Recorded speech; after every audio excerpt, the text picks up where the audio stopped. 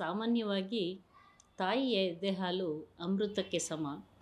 ಆ ಮಗುವಿಗೆ ಬೇಕಾದ ಸಕಲ ಪೋಷಕಾಂಶಗಳು ಎಷ್ಟು ಪ್ರಮಾಣದಲ್ಲಿ ಬೇಕು, ಮಗುವಿನ ಬೆಳವಣಿಗೆಗೆ, ರೋಗ ನಿರೋಧಕ ಶಕ್ತಿಗೆ ಎಲ್ಲದಕ್ಕೂ ಬಹಳ ಮುಖ್ಯವಾಗಿರೋದು ತಾಯಿಯ ಎದೆ ಹಾಲು. ಯಾವುದೇ ಒಂದು ಸಸ್ತನಿಗಳಲ್ಲಿ ಹಾಲುಡಿಸುವಂಥ ಪ್ರಾಣಿಗಳಲ್ಲಿ ನಾವು ನೋಡಿದಾಗ ಆ ಪ್ರಾಣಿಯ ಅದು ಮಗುವಿಗೆ ಬೇಕಾದ ಪ್ರತಿಯೊಂದು ಪೋಷಕಾಂಶಗಳು, ಆಹಾರಗಳು, ಎಲ್ಲ ವಿಟಮಿನ್ಸು, ಮಿನರಲ್ಸು ಎಲ್ಲನೂ ಕೂಡ ಸರಿಯಾದ ಪ್ರಮಾಣದಲ್ಲಿ ಆ ಮಗುವಿಗೆ ಬೆಳವಣಿಗೆಗೆ ಏನು ಬೇಕು, ಎಷ್ಟು ಬೇಕು ಅನ್ನೋದು ಅದು ದೈವದತ್ತವಾಗಿ ಮಾಡಿರುವಂಥ, ಪ್ರಕೃತಿಯೇ ಮಾಡಿರುವಂಥ ಒಂದು ವಿಷಯ. ಈ ರೀತಿ ಇರಬೇಕಾದ್ರೆ ಇತ್ತೀಚಿನ ಒಂದು ವರದಿಯ ಪ್ರಕಾರ ಬಿಹಾರದಲ್ಲಿ ಒಂದು ಅಧ್ಯಯನದ ಪ್ರಕಾರ ನೋಡೋದಾದರೆ ತಾಯಿಯ ಎದೆ ಹಾಲಿನಲ್ಲಿ ಯುರೇನಿಯಂ ಪ್ರಮಾಣ, ಇದು ಒಂದು ರೇಡಿಯೋ ಆ್ಯಕ್ಟಿವ್ ಮೆಟೀರಿಯಲ್ ಅಂತ ಹೇಳ್ತೀವಿ. ಇದು ಅಂತರ್ಜಲನ ಮಾಲಿನ್ಯ ಮಾಡಿ ಅದರ ಸೇವನೆಯಿಂದ ತಾಯಿಯ ಎದೆ ಹಾಲಿನಲ್ಲಿ ಇದರ ಅಧ್ಯಯನದ ಮೂಲಕ ನೋಡಿದಾಗ ಹೆಚ್ಚಿನ ಪ್ರಮಾಣದ ಯುರೇನಿಯಂ ಕಂಡುಬಂದಿದೆ. ಇದರಿಂದ ಆಗುವಂಥ ದುಷ್ಪರಿಣಾಮ ಏನು, ಎಷ್ಟು ಅಂಶದ ತನಕ, ಸಾಮಾನ್ಯವಾಗಿ ಸ್ವಲ್ಪ ಮಟ್ಟಿಗೆ ಹಲವಾರು ದೇಶಗಳಲ್ಲಿ ನೋಡಿದಾಗ ತಾಯಿ ಎದೆ ಹಾಲಿನಲ್ಲಿ ಒಂದು ಸ್ವಲ್ಪ ಪ್ರಮಾಣದಲ್ಲಿ ಕಂಡುಬಂದಿದೆ. ಆದರೆ ಯಾವ ಪ್ರಮಾಣಕ್ಕೆ ಮೀರಿದರೆ ಅದು ಮಗುವಿಗಾಗಲಿ ತಾಯಿಗಾಗಲಿ ತೊಂದರೆಯಾಗ್ಬೋದು. ಅದರಿಂದ ಆಗುವಂಥ ಇನ್ನೂ ಹೆಚ್ಚಿನ ತೊಂದರೆ, ಮಗುವಿಗೆ ಯಾವ ರೀತಿ ತೊಂದರೆ, ಅದರ ಬೆಳವಣಿಗೆಯಲ್ಲಾಗ್ಬೋದು, ನರಮಂಡಲದ ಮೇಲೆ ಕ್ಯಾನ್ಸರ್ ಕಾರಕನ ಅದು, ಅಥವಾ ಅದರದ್ದು ಒಂದು ಬುದ್ಧಿಮಾಂದ್ಯತೆ, ಅದು ಮಿದುಳಿನ ಬೆಳವಣಿಗೆಗೆ ಏನಾದರೂ ಕುಂಠಿತವಾಗತ್ತಾ, ಹೀಗಾಗಿ ಬಹಳಷ್ಟು ವಿಷಯಗಳನ್ನು ಇನ್ನೂ ಅಧ್ಯಯನ ಮಾಡಬೇಕಾಗಿದೆ. ಆದರೂ ಕೂಡ ಇದೆಲ್ಲದರ ಮೇಲೆ ಪರಿಣಾಮ ಬೀರಬಹುದು ಅನ್ನೋ ಒಂದು ಆಘಾತಕಾರಿ ಅಂಶದಿಂದಾಗಿ ಇದನ್ನು ನಮಗೆ ಹೆಚ್ಚಿನ ಇದರ ಅಧ್ಯಯನ ಬೇಕು. ತಾಯಿಯನ್ನು ಹೇಗೆ ನಾವು, ತಾಯಿ ಮೇಲೆ ಆಗುವಂಥ ದುಷ್ಪರಿಣಾಮಗಳೇನು, ಮಗುವಿನ ಮೇಲೆ ಆಗುವಂಥ ದುಷ್ಪರಿಣಾಮಗಳೇನು ಅನ್ನೋದನ್ನು ನಾವು ಖಂಡಿತ ತಿಳ್ಕೊಳ್ಬೇಕಾಗತ್ತೆ. ಯಾಕಂದರೆ ಎಷ್ಟೋ ಹಲವಾರು ಈ ಹೆವಿ ಮೆಟಲ್ಸ್ ಅಂತ ದೇಹದಲ್ಲಿ ನಾವು ಸೇವಿಸುವ ಆಹಾರ ಅಥವಾ ನೀರಿನಲ್ಲಿರುವಂಥ ಈ ಅಂಶಗಳೆಲ್ಲ ದೇಹಕ್ಕೆ ಸೇರಿಕೊಳ್ತಾ ಇರುತ್ತೆ. ಅದರೊಳಗೂ ತಾಯಿಗೆ ನಾವು ಮುಂದಿನ ಜನಾಂಗವನ್ನು ನಾವು ನಿರ್ಧರಿಸಬೇಕಾದ್ರೆ ಅದರ ಆರೋಗ್ಯ ನಮ್ಮ ಒಂದು ರೆಸ್ಪಾನ್ಸಿಬಿಲಿಟಿ ಅಂತ ಇರಬೇಕಾದ್ರೆ ಇದನ್ನು ತಾಯಿ ಆರೋಗ್ಯ, ಮಗುವಿನ ಆರೋಗ್ಯ ಬಹಳ ಮುಖ್ಯ ಆಗುತ್ತೆ. ಅದರಿಂದ ನಾವಂತೂ ಈ ಪರಿಸರ ಮಾಲಿನ್ಯನ ಎಲ್ಲ ರೀತಿಯಲ್ಲಿ ನೋಡ್ತಾ ಇದ್ದೀವಿ. ಅದು ವಾಯು ಮಾಲಿನ್ಯ ಇರ್ಬೋದು, ಜಲ ಮಾಲಿನ್ಯ ಇರ್ಬೋದು, ನಾವು ಸೇವಿಸೋವಂಥ ಎಲ್ಲ ಆಹಾರಗಳಲ್ಲಿ ಈ ಪೆಸ್ಟಿಸೈಡ್ಸು, ಎಲ್ಲ ರೀತಿ ರಾಸಾಯನಿಕಗಳು, ಇದು ಒಂದಲ್ಲ ಒಂದು ರೀತಿ ಎಲ್ಲ ಒಂದು ವ್ಯಕ್ತಿಗಳ ಅವರ ದೇಹನ ಪ್ರವೇಶ ಮಾಡ್ತಾ ಇದೆ. ಅದರೊಳಗೂ ಗರ್ಭಿಣಿ ಸ್ತ್ರೀಯರು ಮತ್ತು ಅಂತಹ ಹಾಲುಡಿಸುವಂಥ ಸ್ತ್ರೀಯರು, ಇವರ ದೇಹದಲ್ಲಿ ಇಂತಹ ಮಾಲಿನ್ಯದಿಂದ ಕಾರಣದಿಂದ ಸೇವಿಸುವಂಥ ವಿಷಕಾರಕ ಅಂಶಗಳು ದೇಹನ ಸೇರಿದರೆ ತಾಯಿ ಮೇಲೆ ಏನು ಪರಿಣಾಮ ಆಗ್ಬೋದು ಮತ್ತು ಅದರಿಂದ ಮಗುವಿನ ಮೇಲೆ ಏನು ಪರಿಣಾಮ ಆಗ್ಬೋದು ಅನ್ನೋದನ್ನು ನಾವೆಲ್ಲರೂ ಯೋಚಿಸಬೇಕಾದ ವಿಷಯ. ಹಾಗಾಗಿ ಹೆಚ್ಚಿನ ಅಧ್ಯಯನಗಳು ಬೇಕು. ಇದರೊಳಗೆ ಕೆಲವು ಪ್ರಮಾಣದಲ್ಲಿ ನಾವು ಎಷ್ಟೇ ಮಾಲಿನ್ಯ ಇದ್ದರೂ ಕೂಡ ಸ್ವಲ್ಪ ಮಟ್ಟಿಗೆ ದೇಹ ಸೇರ್ತಾ ಇದ್ದರೂ ಕೂಡ ಎಷ್ಟೋ ವಿಷಯಗಳು ಅಷ್ಟೊಂದು ತೊಂದರೆ ಮಾಡಲಾರ್ದು.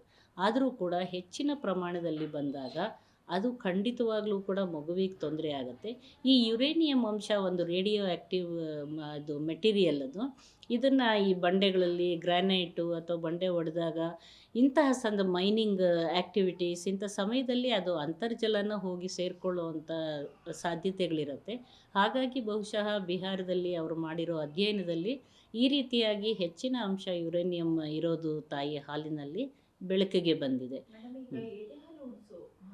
ತಾಯಂದ್ರಿಗೆ ಏನು ಸಲಹೆಗಳನ್ನ ಕೊಡಲಿಕ್ಕೆ ಇಷ್ಟಪಡ್ತೀರಾ? ಇಂಥ ಅಂಶಗಳು ಕಂಡಾಗ ಭಯ ಆಗೇ ಆಗುತ್ತೆ, ಏನು ಹೇಳಿ? ಆದರೆ ಈ ತಾಯಿ ಏನು ಮಾಡೋದಕ್ಕೆ ಸಾಧ್ಯ ಇಲ್ಲ. ಅಂದರೆ ನಾವು ತಾಯಿ ಮತ್ತು ಮಗುವಿನ ಆರೋಗ್ಯದ ಬಗ್ಗೆ ಚಿಂತಕರು ಪ್ರತಿಯೊಬ್ಬರೂ ಕೂಡ ಇದರೊಳಗೆ ಅವರ ಸೇವನೆ, ಅವರ ಆಹಾರ ಹೇಗಿರಬೇಕು, ನಾವು ಸಮತೋಲನ ಆಹಾರ, ಹೆಚ್ಚಿನ ಒಂದು ಪ್ರೋಟೀನ್ ಅಂಶ, ವಿಟಮಿನ್ಸು, ಮಿನರಲ್ಸು, ಇದೆಲ್ಲ ಹಣ್ಣುಗಳು, ತರಕಾರಿಗಳು ಇದೆಲ್ಲ ಸೇವಿಸಲಿ ಅಂತ ನಮ್ಮ ಹಳೆಯ ಕಾಲದಿಂದ ಬಂದಿರೋ ಆಹಾರ ಪದ್ಧತಿ, ಬ್ಯಾಲೆನ್ಸ್ಡ್ ಡಯಟ್ ಅಂತ ಹೇಳಿ ನಾವು ಅಡುಗೆ ಪದ್ಧತಿನಲ್ಲೇ ಎಲ್ಲ ಸೇರ್ಕೊಂಡು ಬಂದಿದೆ.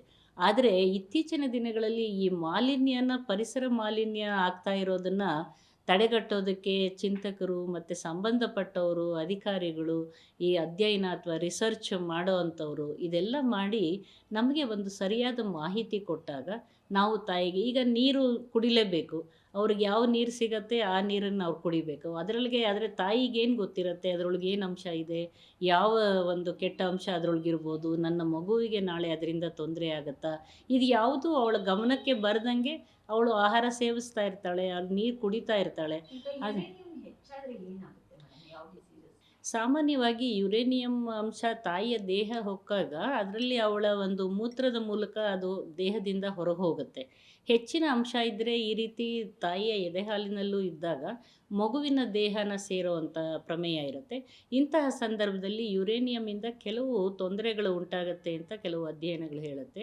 ಅದು ಬುದ್ಧಿಮಾಂದ್ಯ ಅಂದರೆ ಲೋ ಐಕ್ಯೂ ಬುದ್ಧಿಮಾಂದ್ಯತೆ ಅಥವಾ ಕಡಿಮೆ ಅವಕ್ಕೆ ಬುದ್ಧಿವಂತಿಕೆ ಆಗಿರುವಂಥದ್ದು, ಮತ್ತು ನರಗಳ ಮೇಲೆ ಅದು ಬೀರುವಂಥ ಪ್ರಭಾವ, ಆ ನರಗಳಿಂದ ತೊಂದರೆ ಮತ್ತು ಅದರದ್ದು ಬೆಳವಣಿಗೆ ತೊಂದರೆ, ಅದು ಒಂದು ಕಾರಣ ಆಗುತ್ತೆ. ಮತ್ತು ಕಿಡ್ನಿ ಮೇಲೆ ಅದು ಒಂದು ಅದನ್ನು ಮೂತ್ರಪಿಂಡಗಳ ಮೇಲೆ ಕೂಡ ಅದರದ್ದು ಒಂದು ಹಾನಿಕಾರಕ ಪ್ರಭಾವ ಬೀರ್ಬೋದು ಅಂತ ಹೇಳಿ ಈ ಅಧ್ಯಯನಗಳು ತಿಳಿಸಿವೆ.